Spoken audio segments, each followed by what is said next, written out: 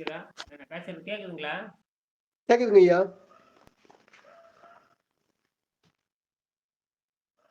கேக்குதுங்க ஐயா.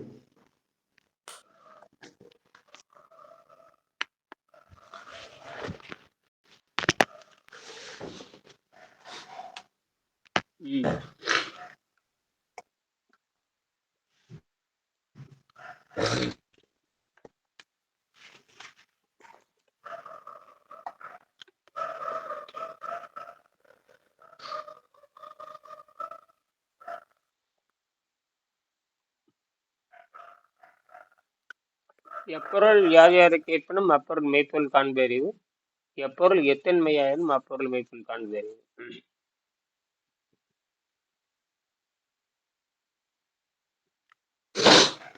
அதாவது மூன்றாம் பக்கம் வந்து பக்கம் 21ஆம் பக்கத்துல மூன்றாம் பதிப்பின் ஆசிரியர் உரை. உணவில்லாமல் வாழும் கலை யோகமுறை என்ற இப்புத்தகத்தில் 3000 பிரதிகள் விற்று தீர்ந்த பின் வெளியிடப்படும் மூன்றாம் பதிப்பு இது. இரண்டாம் பதிப்பிலிருந்து சில திருத்தங்களை தெரிவிக்க கடமைப்பட்டிருக்கிறேன். பக்கம் 86 தமிழ்நாட்டில் இப்புத்தகம் பரவும் போதே இதன் ஆங்கில மொழிபெயர்ப்பு என்னால் தயாரிக்கப்பட்டு உலகளவில் இந்த எண்ணம் பரவ முயற்சி மேற்கொள்வேன் என்று தெரிவித்திருக்கிறேன். அதை நான் செய்ய போவதில்லை. இதற்கான காரணங்கள் நான் பக்கம் 128 பகுதியில் நான் எழுதியுள்ள தமிழ் வளர்ச்சி என்ற கட்டுரை ஆகியவற்றில் விளக்கி இருக்கிறேன். அதாவது ஆங்கிலத்துல வெளியிடுறேன்னு சொல்லியிருக்காரு, ஆனா தமிழ் வளர்ச்சியில தான் எல்லாம் வரணுங்கிறாரு. ஆங்கிலத்தை வெளியிடுறேன்னு சொல்லியிருக்கேன், ஆனால் நான் வந்து தமிழ் வளர்ச்சின்னு ஒண்ணு கடைசியில் எழுதியிருப்பாரு. தமிழ் வளர்ச்சின்னு கடைசியில் தமிழ்ல தான் வந்து இதுல அரசியல இருக்கு, ஆனா ஆங்கிலத்துல நான் வெளியே கொண்டு வருவேன்னு சொல்றாரு. சொல்லிட்டு நான் நான் வந்து முயற்சி செய்வேன் அப்படிங்கிறாரு. அதுக்கப்புறம் நான் 128ஆம் பக்கத்துல நான் வந்து என்ன பண்ணியிருக்கேன், 128 பகுதி நான் எழுதியுள்ள 128. சில இடத்துல மாறி இருக்கும், இந்த பதிப்பு மாறும்.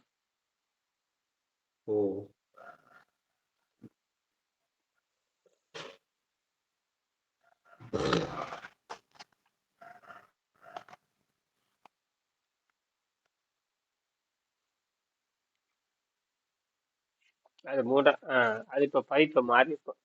3ஆம் பதிப்பை வச்சு சொல்றாரு. இது 5ஆம் பதிப்பு. 5ஆம் பதிப்பு பக்கம் மாறுது, அதனால இருக்கட்டும். அந்த என்ன செய்தி சொல்றாருன்னு கேட்டீங்கன்னா, இப்பதிப்பில் நான் எழுதியுள்ளபடி தமிழ் வளர்ச்சி என்ற கட்டுரை ஆகியவற்றில் விளக்கி இருக்கிறேன். மேலும் இப்புத்தகத்தில் நான் விளக்கியுள்ள கருத்துக்களினால் மக்கள் தொகை அதிகமாகும். மக்கள் தொகை அதிகமாகும். மக்கள் அதிக நாட்கள் வாழ்வார்கள். இப்போதே மக்கள் இந்த பயிற்சியை பெற்றுக்கொண்டால் மக்கள் அதிக நாட்கள் வாழ்வார்கள். அதான் முக்கியம். அப்ப நம்ம சுத்தப்படுத்திட்டே இருந்தோம்னா உயிர் வாழ்ந்துட்டே இருக்கலாம் இல்லையா? ஆமா ஐயா.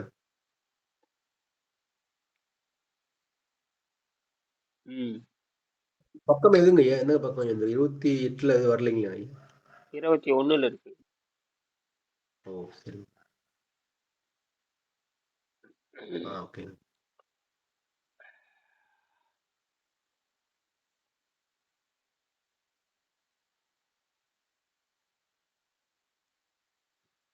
இதற்கான காரணம் சார். மேலும் இப்புத்தகத்துல அதாவது ஆரோக்கியம் வந்து வந்துடுது, நீண்ட நாள் வாழ முடியும்.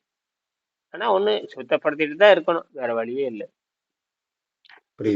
ஆமா, சுத்தப்படுத்திட்டு இயற்கையில இருந்து சுத்தப்படுத்துறதா. இயற்கையை தன்னைத்தானே சுத்தப்படுத்திக்குது, இயற்கை அழுக்குகளை சுத்தப்படுத்துது, எல்லாம் இயற்கை தன்னை சுத்தப்படுது. இயற்கை பிறகு தன்னைத்தான் சுத்தப்படுத்திக்கிட்டே இருக்கும். நீங்க ஆத்துல கழிவு கலந்தீங்கன்னா அது 1000 கிலோமீட்டர் போறப்ப அந்த ஆறு சுத்தமா மாறிடும். எல்லாமே சுத்தப்படுத்திக்கிட்டே இருக்கும், தன்னைத்தானே சரி பண்ணிக்கவே சுத்தப்படுத்தும். ஆனால் தொடர்ந்து சுத்தப்படுத்த முடியாத அளவுக்கு அழுக்கு போயிட்டே இருந்தா ஒண்ணும் பண்ண முடியாது. இப்ப இயற்கையே ம். கருதி நம்ம குற்றச்செயல் ஆக்கிடலாம். இப்ப இயற்கையை வந்து தன்னைத்தானே சுத்தப்படுத்துறது என்பது அந்த சுத்தப்படுத்துறதுக்கு வாய்ப்பு கொடுக்காம போயிட்டே இருந்தீங்கன்னா, ஆத்துல ஏதோ கொஞ்சம் கழிவு இருந்ததுன்னா அது போக போக போக போக அது உள்ள அடிச்சு அடிச்சு நுர கிளம்பி மறுபடியும் சுத்தமாயி மேல கீழே விழுந்து விழுந்து விழுந்து போறப்ப இந்த அடுக்கெல்லாம் உடைஞ்சு இந்த அசுத்தமெல்லாம் போயிரு.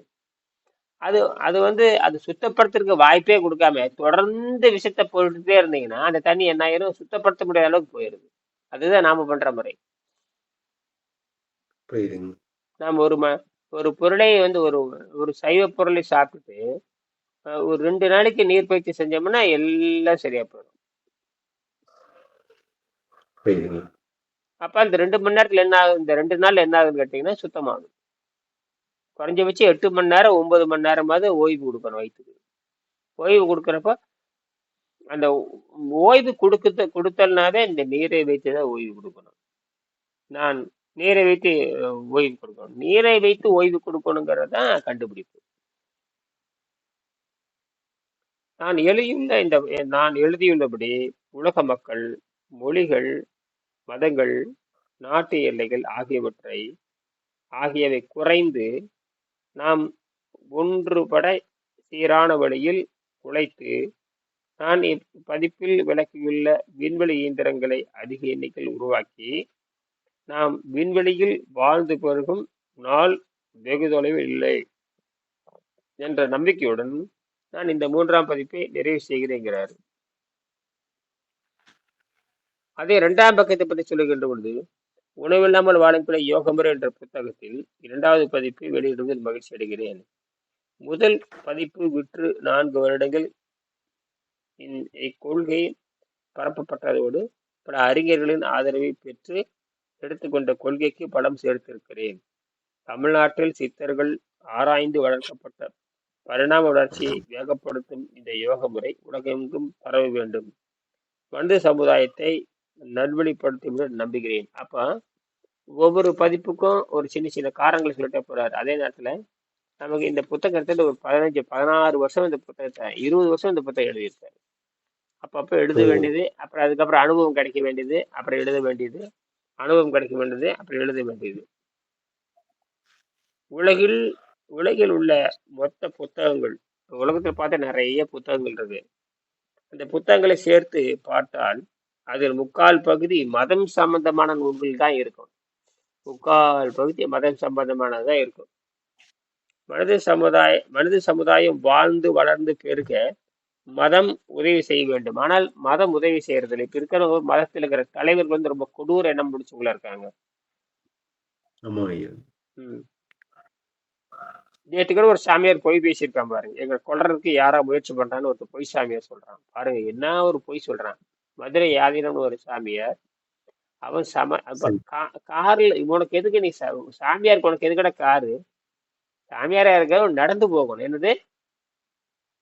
நடந்து தான் போகணும். நீ என்ன பண்ற? கார்ல போயிட்டு ஒரு தவறான செய்தி சொல்றான் பாருங்களேன். ம். அந்த கார் வந்து அந்த அந்த கார் அது வந்து இவன் குறுக்கால இந்த கார் சாலை குறுக்கால போற எப்பவுமே சாலை கடந்து போறப்போ முதன்மை சாலை வந்து எப்பவும் வேகமா போயிட்டு தான் இருக்கு. முதன்மை சாலையில வந்து வண்டி நில்லாம போயிட்டே இருக்கும். குறுக்கு சாலையில இருக்கிறவங்க தான் நிதானமா வண்டி வருதா வரலையான்னு பார்த்துட்டு போகணும். அதான் இவன் ஆமாங்க. என்ன பண்றான், வேகமா போயிருக்கு. அந்த அந்த நெடுஞ்சாலையில போற காரு டக்குன்னு நிறுத்திட்டான். சரிங்க. நிறுத்திட்டு லேசா உரசி இருக்குது அது. அப்புறம் நின்று பேசியிருக்காங்க. அப்ப அந்த மதவாதி என்ன பேசுறான்னு கேட்டீங்கன்னா, அந்த கொஞ்சம் கூட சம்பந்தமே இல்லாம மதவெறி பேசுறான்னு அந்த சாமியார் பேசுறான். மதுரை ஆதீனம் சாமியார்.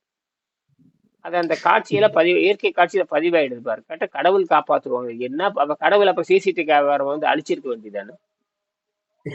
நான் ஆமாங்க கடவுள் ஐயா. எந்த மேடையில போயெல்லாம் போய் பேசுறான். இந்த சாமியார் என்னடா வேலைன்னா எந்த வேலையும் செய்யறது சமுதாய அந்த காலத்துல பார்த்து சைவ மார்க்கத்தை சேர்ந்தவங்க அந்த காலத்துல மக்களுக்கு பிரச்சனை சைவ மார்க்கத்திற்கு வந்து இறங்குவாங்க. அது பக்தி என்பது வேற. மக்கள் துன்பப்படுகின்ற பொழுது அதை பார்த்து கொண்டு நீ எப்படி நீ துன்பப்படுகின்ற பொழுது நீ வந்து கட நீ கோயில பூசை பண்ணிட்டே இருந்து நீங்க என்ன நடக்கும்?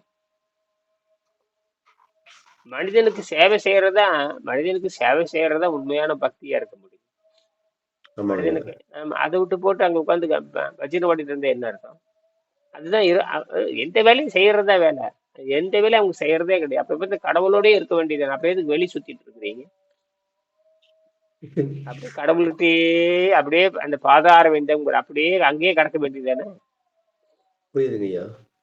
அப்ப தேவையில்லாத பிரச்சனை பேசி தேவையில்லாத உண்டாக்கி இன்னைக்கு ஊடகம் இருக்கிறதுனால நல்லதே பரவுறது இல்லை. ஊடகம் சும்மா தேவையில்லாம அந்த ஊடகத்துக்கு விளம்பரம் வேண்டதுக்காக அவங்க போட்டு விட வேண்டியது, அதை நோண்டி நோண்டி பார்க்க வேண்டியது, இப்படித்தான்.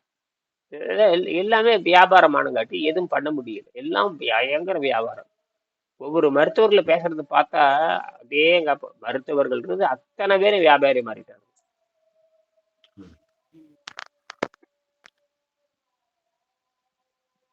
சரி, அதோட விஞ்ஞானத்தின் அறிவு முன்னேற்றத்தை பற்றி நான் எடுத்திருக்கிறேன். கருஞ்சுழி பிளாக் ஹோல், பிளாக் ஹோலை பற்றி பிளாக் ஹோலை பற்றியும் காமா கதிர்களை பற்றியும் சித்தர்கள் யோகிகள் அறிந்திருக்க வாய்ப்பில்லை. அதாவது இந்த காமா கதிர்களை பற்றி மற்றபடி கருஞ்சுழியை பற்றி சித்தர்கள் அறிந்திருக்க வாய்ப்பில்லை. அவங்கள அறிஞ்சிருக்கணும் வாய்ப்பு இல்லை. காமா கதிர் இப்ப கண்டுபிடிக்கப்பட்டது, கருஞ்சுழி இப்ப கண்டுபிடிக்கப்பட்டது. இதெல்லாம் எல்லாரும் தெரிஞ்சுட்டு கொள்ள முடியாது. இரண்டொரு கோள்கள் சித்தர்கள் காலத்துல இரண்டொரு கோள்களை பற்றி தெரிஞ்சிருப்பாங்களே தவிர மற்றதான் தெரிஞ்சிருக்க முடியாது. உணவில்லாமல் வாழும் கலை என்று ஆரம்பித்து அரசியலையும் மருத்துவத்தையும் பொறியியலை நினைத்த அரசியல் மருத்துவம் பொறியியல் இணைத்து ஒரு முழு மத நூலாக மனித இனம் ஒப்புக்கொண்டு, இது ஒரு மத நூல் மாதிரி கூட வச்சுக்கலாம் அப்படிங்கிறாரு. அறிவியல் இருக்கு, அப்புறம் மதம் இருக்குது, அறிவியல் இருக்குது, எல்லாம் வச்சுட்டு இந்த நீர் மருத்துவம் ஒரு மதம் மாதிரி. அதாவது வெறும் அன்பை மட்டும் பேசுகின்ற, வெறும் மனிதநேயத்தை மட்டும் பேசுகின்ற, அறிவியல் பேசுகின்ற, எந்த உயிருக்கும் தீங்கு, தவ வாழ்க்கை வாழ்றப்ப எந்த உயிருக்கும் தீங்கு செய்யணும் அவசியம் கிடையாது. தன்னுடைய உயிருக்கும் தீங்கு செய்ய மாட்டான், அடுத்த உயிருக்கும் தீங்கு செய்ய மாட்டான். அப்ப இது ஒரு நல்ல ஒழுக்க முறை, நல்ல மார்க்க முறை, நல்ல மதம் அப்படிங்கிறாரு. சரி சரி, இப்போது எனது வயது 75. வாசகர்கள் படித்து விட்டு கேள்வி கேளுங்கள். என் வயது 75ங்கிறாரு. அப்ப எப்போ? 2014. ஆனா 2017 கடைசியில இல்லை அவரு. அப்ப அதுல இருந்து பாத்தீங்கன்னா 78 ஆண்டுகள். 2017 அவர் இல்லை, 2017 கடைசி வரைக்கும் கடைசியில நபர் இல்லை. 2014 அதுல ஒரு 3, இதுல ஒரு 75, இதுல 3 கூட்டு 78 ஆண்டு. சரி, நாச்சற்று இங்கு ரொம்ப அருமையான இது அருமையான பாருங்க. நாச்சற்று விக்கல் மேல் வாராமுன், நாச்சற்று விக்கல் மேல் வாராமுன் நல்வினை மேற்சென்று செய்யப்படும். நாச்சற்று விக்கல் மேல் வாராமுன் நல்வினை மேற்சென்று செய்யப்படும். நான் செத்து போய் சாக போற முடிச்சுக்கலாம். சாக போற காலத்துல பாத்தீங்கன்னா அந்த நாக்கெல்லாம் செத்து போயிரு, விக்கல் அப்படியே விக்கல் வந்துகிட்டே இருக்கும். அப்ப என்ன அர்த்தம்?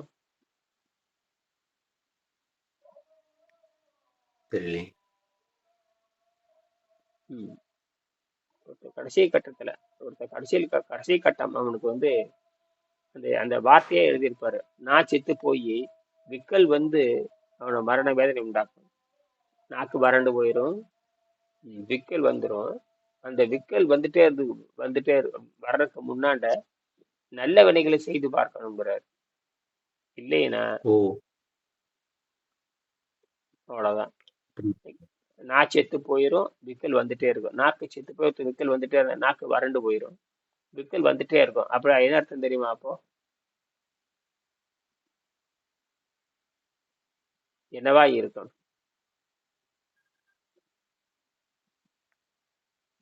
எனக்கு புரியலைங்க. சாக போறோம்னு அர்த்தம், வேற ஒண்ணும் இல்லை. அவ்வளவுதான். அந்த அந்த அந்த சாவு அது வர்றதுக்கு முன்னாண்ட பாருங்க, எல்லாம் விக்கி நாக்கு செத்து போயிடும். அப்படியே மயங்கி கிடப்ப, விக்கல் வந்துட்டே இருக்கு, அப்படியே விக்கி செத்து போயிடும். இழுப்பாங்க, விக்கலும் வரும்.